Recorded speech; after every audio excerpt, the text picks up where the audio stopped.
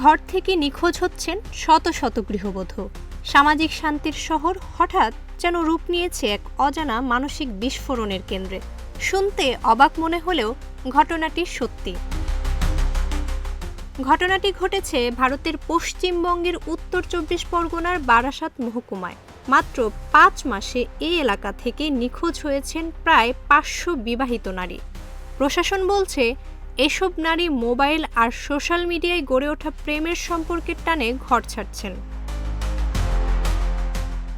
তাদের মধ্যে অনেকে বাইকওয়ালা প্রেমিকের হাত ধরে, কেউ বা স্বামীর বন্ধু বা সহকর্মীর সঙ্গে পালিয়ে যাচ্ছেন, কেউ সন্তান ফেলে গেছেন, কেউ পরিবারের কাউকে না জানিয়েই নিখোঁজ।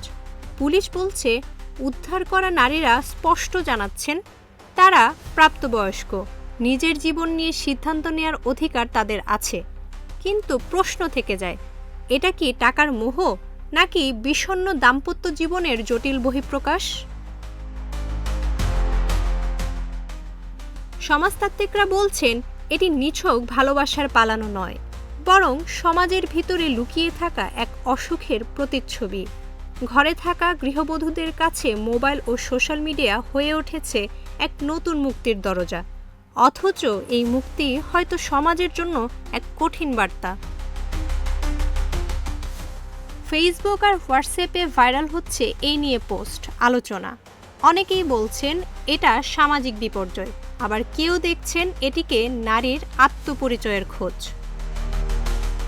প্রশ্নটা এখন খুব সহজ, একটা সম্পর্ক, একটাই জীবন, তবু কেন গৃহবধূদের এই নিঃশব্দ পালিয়ে যাওয়ার আকুলতা?